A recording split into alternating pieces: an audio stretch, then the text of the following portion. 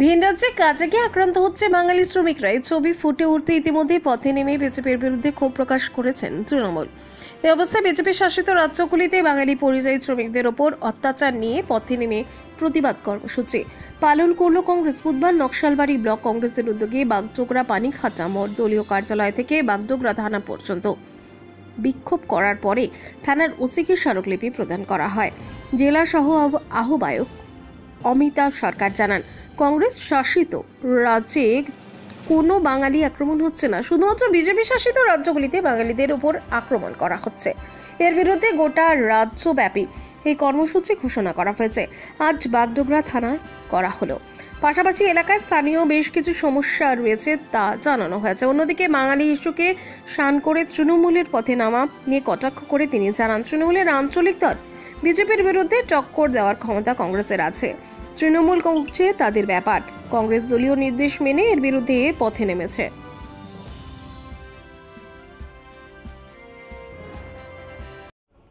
প্রথমত হচ্ছে ভিন রাজ্যে বাঙালিদের ওপর অত্যাচার, বিশেষ করে বিজেপি শাসিত রাজ্যে যারা শ্রমিক যারা কাজ করতে যাচ্ছে, পশ্চিমবঙ্গে কর্মসংস্থান নেই, এখানে একটা শ্রমিকেরও কাজ পাওয়া যায় না। তাই যেই সমস্ত আমাদের শ্রমিক ভাইরা বিশেষ করে ভিন রাজ্যে গেছে তাদের ইদানিং বাংলাদেশি বলে তাদেরকে অত্যাচার করা হচ্ছে, মারধর করা হচ্ছে। যাতে ঊর্ধ্বতন কর্তৃপক্ষের কাছে আমাদের এই আবেদনটা যায়, সেই জন্য আমরা রাজ্যব্যাপী থানাগুলোতে আমরা ডেপুটেশন দিচ্ছি। তার অঙ্গ হিসাবে আজকে বাগডোগরা থানায় আমরা ডেপুটেশন দিলাম। তারপরে কিছু লোকাল ইস্যু আমাদের ছিল, যেমন রাতে পুলিশের টহলদারির সংখ্যাটা কমে গেছে, সেটা বাড়াতে হবে। অবৈধ মদের দোকান যেগুলো আছে, যারা মদ বিক্রি করছে তাদেরকে অবিলম্বে গ্রেপ্তার করতে হবে। এই রকম পাঁচ দফা দাবির ওপর ভিত্তি করে আজকে আমরা বাগডোগরা থানাতে আমরা ডেপুটেশন। আপনাদের 1 নম্বর যে দাবি, সেই দাবিটা নিয়ে ইতিমধ্যেই কিন্তু তৃণমূল রাস্তায় নেমেছে এবং তারা আন্দোলন শুরু করেছে। আপনারা কি মনে করছেন না যে তাদের আন্দোলনে একটু ইন্ধন দেওয়া হলো? না, শুনুন, তৃণমূল হচ্ছে একটা আঞ্চলিক দল। তারা শুধু পশ্চিমবঙ্গের মধ্যে তো তাদের সীমাবদ্ধ। আমরা সর্বভারতীয় আমাদের দল, আমাদের 542টা পার্লামেন্ট আসনে আমাদেরকে প্রার্থী দেওয়ার কথা মাথায় রাখতে হয়। সুতরাং আমরা যে একটা বৃহৎ দল, বিজেপির সাথে টক্কর দেওয়ার মতন একমাত্র কংগ্রেসেরই ক্ষমতা আছে। সেই জন্য আমরা এখানে তৃণমূলকে আমরা কোনো হিসাবে আমরা নিচ্ছি না। না, এটা তারা করেছে, সেটা তাদের ব্যাপার। আমরা আমাদের দলীয়ভাবে আমাদের এটা রাজ্য কংগ্রেসের একটা সিদ্ধান্ত, সেই অনুযায়ী আমরা রাজ্যব্যাপী আমরা থানায় ডেপুটেশন। আপনাদের জেলা সভাপতি ইতিমধ্যেই কিন্তু সেই আঞ্চলিক দলে গিয়ে নাম লিখিয়েছে। না, আমাদের জেলা সভাপতি না, শুনুন, সে তো মমতা ব্যানার্জিও তো কি বলে রাজ্য সভাপতি ছিল। সেই জন্য কে আসলো কে যায় আমরা এইগুলোকে নিয়ে আমরা মাথা ঘামাই না, কারণ কংগ্রেস হচ্ছে একটা সমুদ্র। এখান থেকে এক লোটা যেমন জল বেরোলে পরে কোনো কাউন্টিং হয় না। আর আপনি যেই ভদ্রলোকের নাম বললেন, উনি থাকাকালীন কংগ্রেস যেই অবস্থায় ছিল দার্জিলিং জেলায়, উনি যাওয়ার পর কংগ্রেস আজকে উজ্জীবিত হয়েছে। এই যে এত লোক দেখছেন আজকে, তারা কংগ্রেসের একটা ডাকে তারা আসছে, জাস্ট একটা হোয়াটসঅ্যাপ মেসেজ। তো আমরা মনে করি না যে সে ভদ্রলোক চলে যাওয়াতে আমাদের ক্ষতি হয়েছে। এবং ওনার আজকে 75 বছর বয়স, উনি আর একটা পার্টিতে গিয়ে কি করবেন? যদি উনি এমএলএ থাকাকালীন যেতেন তাহলে হয়তো কিছু একটা হতো।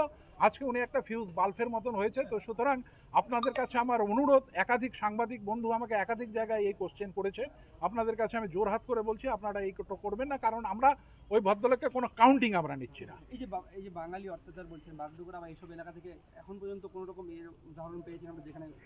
শুনুন, যেমন যে সমস্ত রাজ্যগুলো কংগ্রেস শাসিত আছে, যেমন কর্ণাটক, যেমন তেলেঙ্গানা, যেমন আপনার ছত্তিশগড়, যেমন আপনার হিমাচল, সেই সব রাজ্যে প্রচুর বাঙালি ছেলে মেয়েরা কাজ করছে। বাগডোগরারই প্রচুর আছে। সেই সমস্ত রাজ্যতে শান্তিভাবে বাঙালি আছে। কিন্তু ভিন রাজ্যে বিশেষ করে ইউপি এই সমস্ত হরিয়ানাতে বাঙালিদের ওপর অত্যাচার হচ্ছে, বিশেষ করে পরিযায়ী যারা শ্রমিক তাদের উপর। সুতরাং যাতে এটা ঊর্ধ্বতন কর্তৃপক্ষের কাছে যায়, স্টেট গভর্নমেন্ট যাতে এটা ব্যবস্থা নেয়, সেই জন্য আমরা রাজ্যব্যাপী থানায় আমরা ডেপুটেশন। পশ্চিমবঙ্গের নাগরিক হয়ে ভিন রাজ্যে যে সমস্ত বাংলাদেশিরা রয়েছে তাদের নিয়ে আপনাদের বক্তব্য কি? না, তাদের দেখুন, বাংলাদেশি, সত্যি কথা বলতে রোহিঙ্গা বাংলাদেশি প্রচুর পরিমাণে ঢুকে গেছে। এটার জন্য দায়ী বিজেপি। তার কারণ আপনি দেখবেন সারা ভারতবর্ষে 30,000-এর বেশি বিজেপি। তারা কেউ হয়তো পাড়ার নেতা, কেউ হয়তো এমএলএ, কেউ হয়তো এমপি, কেউ হয়তো একটা ছোটো মোটো নেতা। তারা দেখবেন সবাই 20টা-25টা করে বিএসএফ এসএসবি তাদের বডিগার্ড হিসেবে, তাদের দেহের যে কী মূল্য আছে আমরা জানি না, তাদেরকে নিয়ে তারা ঘুরে বেড়াচ্ছে। তো সুতরাং 30,000 বিজেপি নেতার কর্মীর যদি 20টা করে যদি বিএসএফ গার্ড দেয় তাহলে বর্ডারে আর কি থাকবে। এই জন্য আজকে বর্ডার থেকে বেশি ভাগে রোহিঙ্গা প্রবেশ করছে।